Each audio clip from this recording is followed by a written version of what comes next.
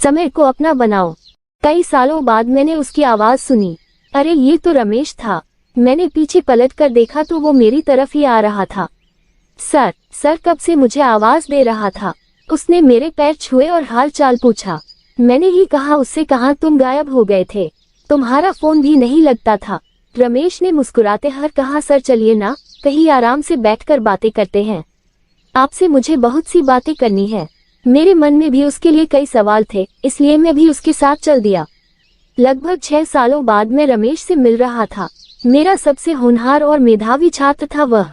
कहता था नौकरी तो सब करना चाहते हैं, लेकिन मुझे कुछ अलग करना है। बहुत मन से वह पढ़ाई करता था। उसकी लगन और मेहनत देखकर मैंने कोचिंग में बात करके उसकी फीस माफ करवा दी थी। अचानक एक दिन खबर आई, रमेश का एक्सीडेंट हो गया और उसके बचने की उम्मीद बहुत कम है। मैंने बहुत उसका फोन लगाया, लेकिन बात नहीं हो पाई। फिर मैं भी अपनी जिंदगी में काफी व्यस्त हो गया। सर कहाँ खो गए। रमेश की आवाज देने पर मैं वर्तमान में वापस आया। उसने बताया, उस दिन कोचिंग से घर आते वक्त अचानक एक ऑटो से उसका एक्सीडेंट हो गया। उस समय वो फोन अपने पास नहीं रखता था, इसलिए अस्पताल पहुंचते पहुंचते बहुत देर हो गई थी और उसका बहुत खून बह गया था। पूरे 1 महीने वो अस्पताल में भर्ती रहा। इसी बीच उसका किसी एग्जाम का इंटरव्यू भी होने वाला था, लेकिन बदकिस्मती से वो जाने से सक्षम नहीं था, इसलिए छूट गया। वो उस बुरे दौर का सामना नहीं कर पाया था, इसलिए वो डिप्रेशन में चला गया। पढ़ाई से उसका मन उचट गया।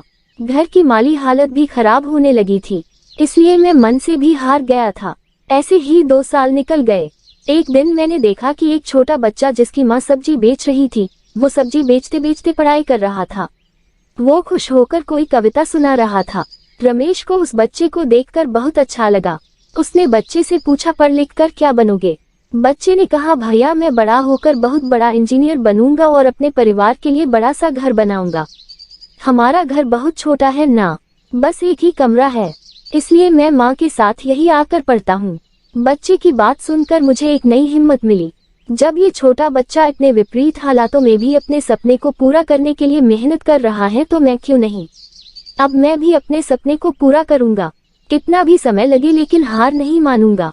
उसके बाद मैंने 2 सालों तक दिन रात मेहनत की। सर फिर मुझे मेरी मंजिल मिल गई। अब मैंने यूपीएससी निकाल लिया है। कुछ दिनों में मेरी पोस्टिंग होने वाली है। वाकई तुमने बहुत मेहनत की रमेश। अब मैं भी गर्व से कह सकता हूँ, मेरा छात्र देश के उच्च सेवा में चयनित हुआ है। तुमसे अब हम सबको सीख लेनी चाहिए कि अगर हम सब भी हालातों से ना हार कर आगे बढ़ने का जज्बा बनाए रखे तो कोई भी मंजिल दूर नहीं। थोड़ा वक्त लगेगा, लेकिन मंजिल जरूर मिलेगी। रुक मत बंदे, तुझ में जान बाकी है। मंजिल दूर है बहुत, लेकिन उड़ान बाकी है। आज नहीं तो कल जरूर होगी तेरी मुट्ठी में ये दुनिया।